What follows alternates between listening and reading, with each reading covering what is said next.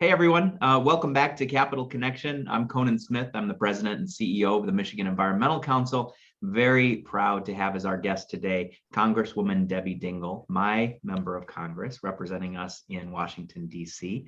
And we're going to talk about conservation issues today. Congresswoman, you have a long history with environment and conservation. I am really confident people are going to be excited to hear your stories, hear your vision, hear your optimism for the future about environment. Thanks so much for being with us.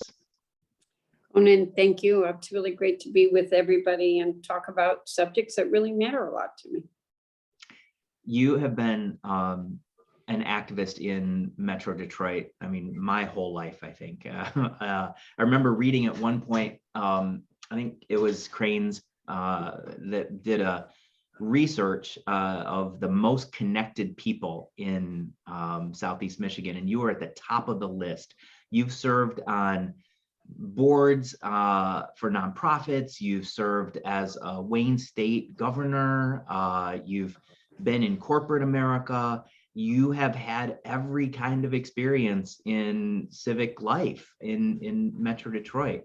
Can you tell me a little bit, like from your perspective, how those experiences resonate with environment and conservation issues, whether they're at the auto industries or on a university campus, things like that? Thanks, Conan. You know, I'm a Michigan girl, let me be blunt, and I'm a car girl. And I think that the different experiences that I've had from growing up, and I think most people don't know that I really grew up in St. Clair, which is a small town right on the St. Clair River. I looked out the window, Canada was there, but I lived down the river. So, you know, in those days, by the way, we didn't even understand Canada was another country. You get on our little boat and just go over there. Immigration, what was that? But, you know, to this day, my favorite thing is, when I want to escape, which today is hourly, I think of being in my inner tube and floating down the St. Clair River. But I am a car girl, and I want our economy to be strong in Michigan. I think the different roles that I have played in serving and working for GM, being on a university campus, being on nonprofit boards, and the nonprofit boards have ranged from, you know, I was very involved when I was at GM on the whole riverfront and the Detroit River Project and building that out so people, we are preserving our natural resources, is that I find the common ground. I think that, well, we're seeing it again in different ways, but it's always, everything's a conflict. Everybody thinks it's auto industry versus environmentalists. It's UAW or the unions versus the environmentalists.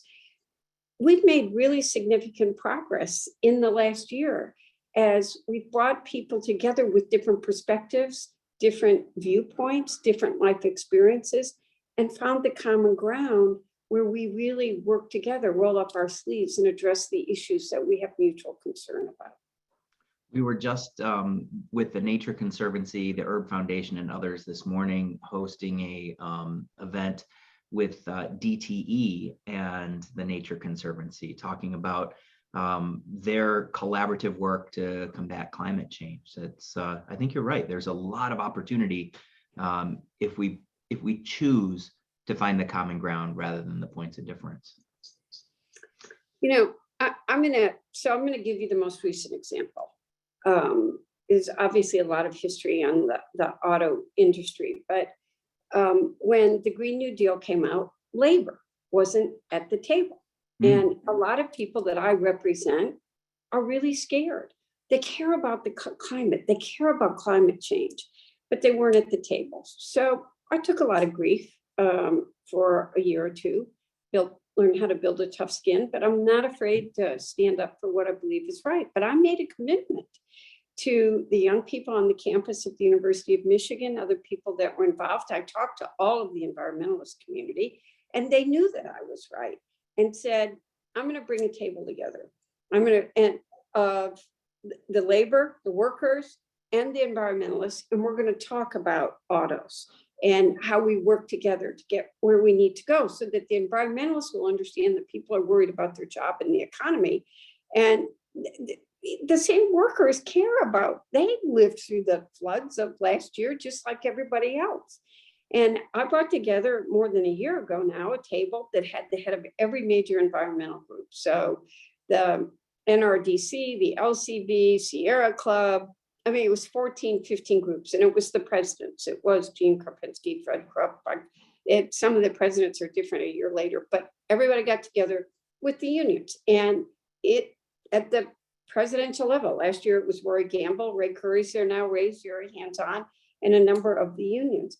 And it resulted, we had really, John Podesta ended up chairing the work group.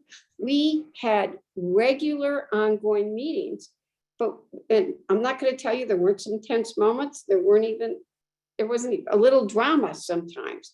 But last August, we all gathered at the White House. And it was the presidents of all the unions, the president of all the environmental groups, the CEOs of the auto companies, as the president announced a goal of 50% sales of electric vehicles by the year 2030. And that happened because everybody came together and listened and said, how are we going to do this? Now, there's a lot more work that's got to be done, and I'm focused on getting that work done right now. But that's what happens when you roll up your sleeves and you try to work together. I think if someone were to ask me what one word I would use to describe you, I would say tireless. I think you are constantly out there fighting for us on these issues. And right now you're on 12 different task forces or caucuses related to the environment and conservation, from invasive species to sustainable energy to nature. You got your hands like really deep in a lot of this. What do you think is most resonant right now, and where's there real opportunity in Congress around environmental protection or conservation? I think that we have a lot of agreement on a lot of areas, but we got to find a way to actually get it done. So we got the infrastructure bill passed, which is going to invest in a lot of things that we care about. For instance, Rashida Tlaib and I worked very closely together. She came to me about water shutoffs in Detroit when the pandemic began. I was sitting in leadership meetings and I said to Nancy, this was right before, it was the week before we had the shutdown where we were all staying home. And I said, we're telling people that the most important thing they can do for public health is wash your hands here. We're turning water off across the country. Mm-hmm. And I really became tenacious with Rashida on that. Water is a human right. But then we started to address the lead in pipes. So in the infrastructure bill, I'm really proud of this. I led this in committee, but nobody can disagree with it. We are finally, we had Flint, we all learned, then Benton Harbor comes along, and there are 10 other communities in Michigan right now that have got a higher level of lead in them than they should. I'm really proud of the fact that in committee, I led that what's in that infrastructure bill, that we are going to get the lead out of every pipe in America. Here in Michigan, the state's doing a study. Every community has to study their pipes and submit in the next 3 years what pipes they've got the lead in. The money's going to come in, and I told the governor I'm going to be a royal pain in her bazooka, because I'm going to follow where every penny is going, how we're going to make sure, who's going to get them, what's our criteria for which cities are going to be in municipalities, local levels are going to get the first amount of money. Where is it going to go? How is it going to go out? Is it going to be the state, county, local level of government? Are the workers there? We've got to get this done. I mean, there are so many different areas. And now we've got to make sure, okay, we got a goal of 50% electric vehicles. How are we going to get there? We've got 3 buckets. They got to be affordable. The tax incentive we need for this 5-year sort of transition period is in Build Back Better. We got to get the environmental pieces. I don't know what we're going to call it. Build Back Better may be gone, but we still got to get this done. We've got the articles today that are talking about people who have EVs and what happens to their battery range in cold weather. We're not going to let that make people get discouraged. We're going to invest. We're going to get that range longer, and we're going to address that cold weather problem. And the next table that I am assembling is battery related. Joe Manchin will say to me, Debbie, those environmental groups will never permit. We'll never get minerals. We're 80% dependent on China. And I said, Joe, we will. And I called up Gene Karpinski and Fred and some others and said, hey, we got to address this. We got to be able to mine in this country. We're bringing a table together. I'm doing it with Jared Huffman, who's a colleague of mine from California. and bringing the environmental groups, the unions back to the table. How are we going to be able to mine and get those minerals here in the US? And then we got to build out our EV infrastructure. Again, little money in the infrastructure bill for that. Build Back Better has that. And we've got to upgrade our power grid.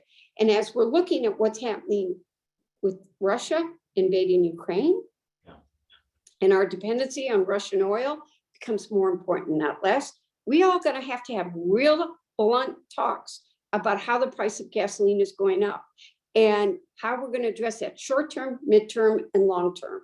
And we gotta not, this is a community that cares about that. We're not gonna exasperate the issue. We're gonna talk about how we gotta build that energy independence, how we gotta build renewable resources. Maybe have some discussions that people don't want. People are asking me today about nuclear energy. Well, the bombing last night in Ukraine doesn't help anybody feel safer about that, but we got to talk about all these issues. The common ground that I think Americans and particularly Michiganders have around conservation issues is pretty broad ground. When we look at some of the polling or statistics around participation, for example, 63% of Michiganders participate in outdoor recreation. 2/3 of us get out in it. 1/3 of us have increased our visitation to state parks, and there are 100,000 jobs in environment and conservation. This is part and parcel of who we are as Michiganders, even though some would call us a divided state, a purple state. Do you see at the national level that these might be the kinds of issues that can bring us together as a country? I hope so. I mean, actually, this week has been Great Lakes Week in Washington, D.C., and you've seen people from all over the Great Lakes and people from both parties coming together about how we're going to protect the Great Lakes, which, just for the record, are 21% of the fresh water in the world and 90% of the fresh water supplying the drinking water for 30 million Americans, and it's 90% of the fresh water supply in the United States. When we talk about the great outdoors, and by the way, during this pandemic, protecting our natural resources, being outside becomes more important than less important. I have a bill that I'm praying may actually get through this year. It's called RAWA, the Recovering America's Wildlife Act, which would it would be the most significant conservation bill passed in decades. Every state I didn't know you had this bill. Every state is required to do a state conservation plan every year, but it's not getting the funding for it. There are 140 sponsors, bipartisan sponsors of this bill in the House, and in the Senate, it's close to 20 Republican senators and 20 Democratic senators, which is unheard of in the United States Senate. It's passed the House twice. It's out of committee again in the House side, but Roy Blunt, who's part of the Republican leadership, Martin Heinrich is my Democratic lead on it, but is really dug in and trying to get this through. If we get this through, we will be able to give states critical funding that will help keep we're dealing with species on the endangered species list. What we need to do is to invest before species get on that endangered species list. I mean, just look at the number of birds. Almost 2.9 million birds have disappeared. More than 50 species have not been seen in several decades. The monarch butterfly, which is what I always talk about. When I grew up, the monarch butterfly was just something I looked for every year, studied, took pictures of, loved. It's disappearing in this country. And there are things that we can do, by the way, just investing in. One of the reasons the monarch butterfly is disappearing because what they feed on, the food that they need, is disappearing because of the chemicals that we're using, et cetera. So by planning what they need, we can bring them back and help sustain them again. So I'm hoping RAWA is going to get through this year. It's very bipartisan, and it's something that would really help protect our great outdoors. You, along with your colleagues in the Great Lakes region, were instrumental in getting $1 billion in the Great Lakes Restoration Initiative this year.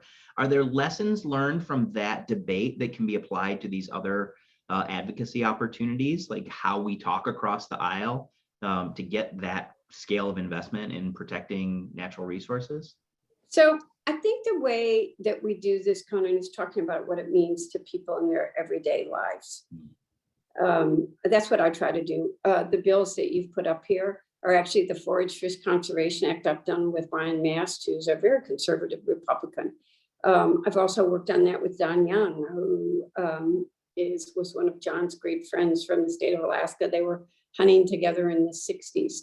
And the Great Lakes Fish and Wildlife Restoration Act. Everybody wants to protect our waters. They want to protect I mean, when I was a kid, we had a little boat, we just went out there. We were probably crazy in what we did with that little boat too, but we fished every morning, and I used to catch the minnows. And then, that water, I lived up in St. Clair. We had, I got to be careful, I'm not pointing fingers at anybody, but there were oil and utility plants, and there was a lot of those waters got pretty dirty for a while. And it impacted both the species that were in the water, and it reduced our fish population. Those have been coming back, and at the same time, we need to make sure that we are protecting ourselves from invasive species like the zebra mussel, and which we've all seen in Michigan, and other real dangers. So, but I think everybody cares about that. Come down to the wildlife refuge, which the only international wildlife refuge was John Dingell's dream, as most of you know. And go down there on a Saturday morning when the walleye are in and see them. There isn't anything political about that. It's just, we're appreciating the natural resources that we have, protecting them for generations to come, and making sure that we're keeping that balance in our ecosystem that we need. We're seeing increasing attention from corporate America in sustainability practices inside their own businesses. Are there incentives that the federal government could be applying to help big businesses who have traditionally come to the table with a profit motivation, but are now integrating sustainability into their entire thought process about business? Can the federal government be a supporting player in that? I think we need to all look at public-private partnerships. I still think it's very important that we have strong, clean air, clean water, clean everything, rules and regulations, laws, because some companies are not, some companies could improve what they're doing. But I think you're seeing, the wildlife refuge is an example of where many companies have actually donated their land to protect the wetlands, to protect the waters. DTE is closing its 2 coal power fired plants downriver, and working with them to partner so that as they close these, there's no impact on the surrounding areas, the land, the environment, encouraging them. I think what you're asking is actually a very complicated question, because look, I've had, this is very real. We're having a real conversation. This isn't anything planned out, but Flat Rock's had 2 chemical spills in the last year. 6 months ago, it was Ford. Ford, it didn't initially know that it was them. They've stepped up, but how do we make sure that doesn't happen again? How do we protect on the damage? But Flat Rock's had another leak. It was identified 12 days ago. It was 2 weeks Monday that we actually heard about it, where some people saw the oil slick on the water. I have to say that everybody on this one, EPA came in immediately. Eagle was there. It took 2 weeks, or it took to 2 days ago to really identify the source of the leak. They initially had thought it might be Flat Rock metal. Nobody could find it. There are 4 pipelines that went underneath where that spill was. They did pressure checks, nothing was leaking from them. It turned out to be a 100-year-old storage tank that was under the water that no one knew. State of Michigan didn't have a record of it. Ford Motor didn't have a record of it. Flat Rock Metal is stepping up, taking responsibility, has done an agreement.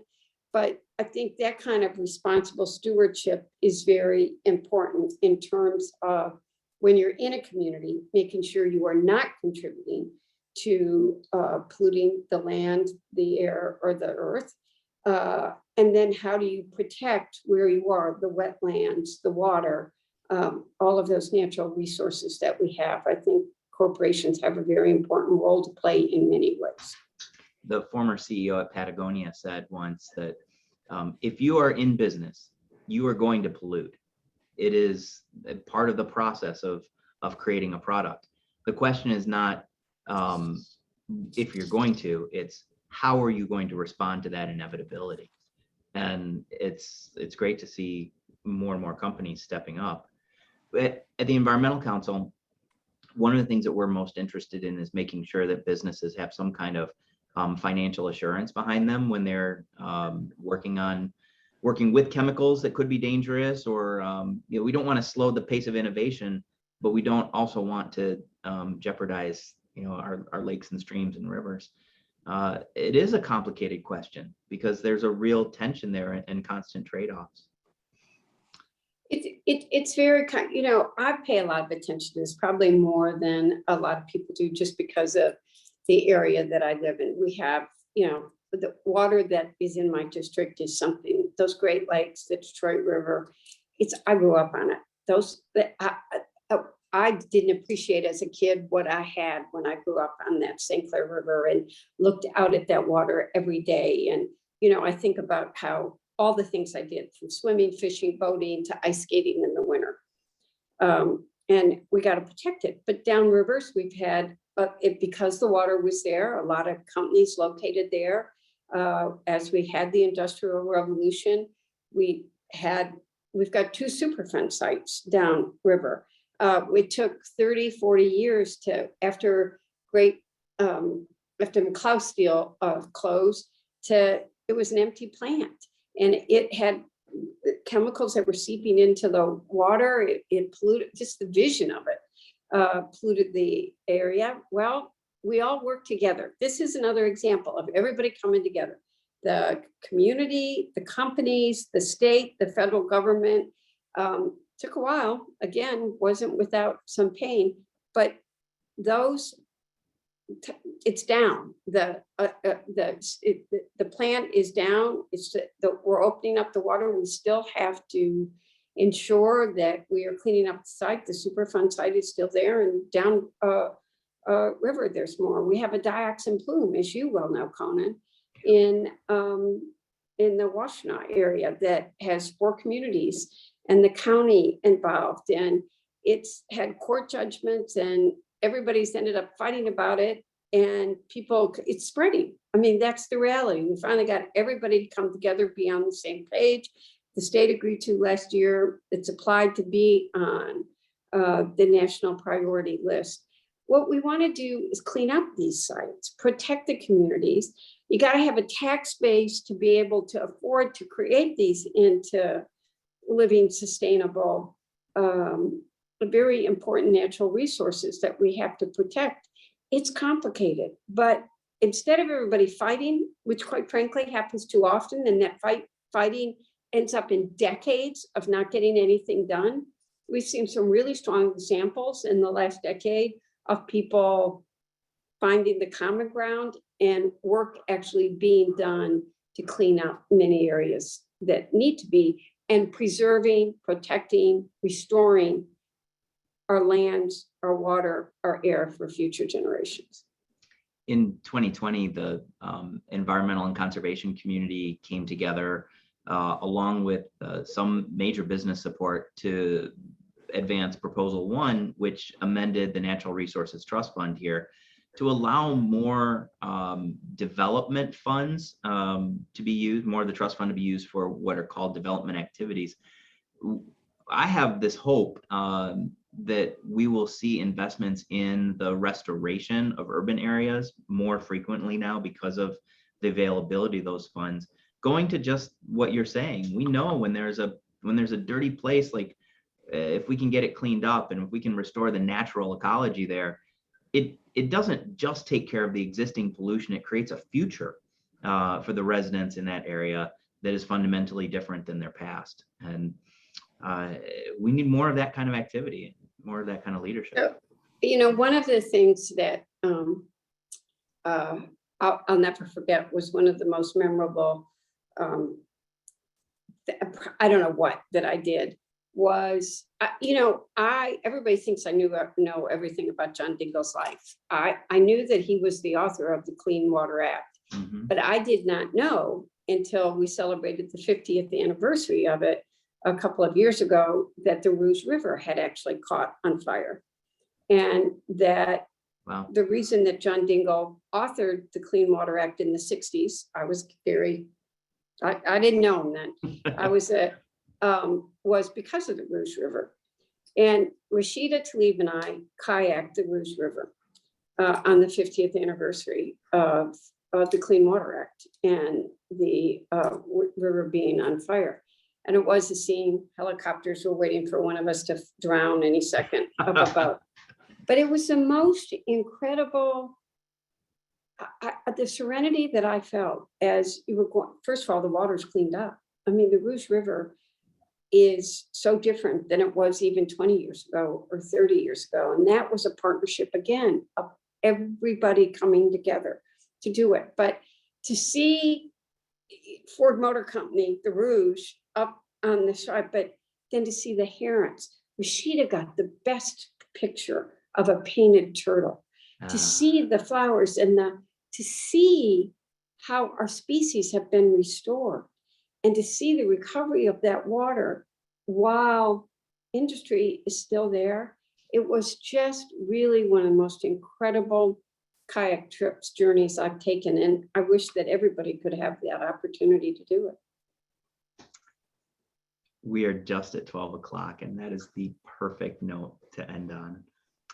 Congresswoman Debbie Dingell, thank you so much for taking a half hour of your life with us and sharing a really heartfelt and beautiful message. I hope that you know you can count on the Environmental Council and all of our members and all of our friends out there to stand with you in alliance as you advance these public policies. We love working with you. Thank you, Kona. Thanks so much. Hi, everybody. Bye, everybody. Hope to see you soon. Hear, hear. Thanks very much. Everyone, we'll see you in the next Capital Connection.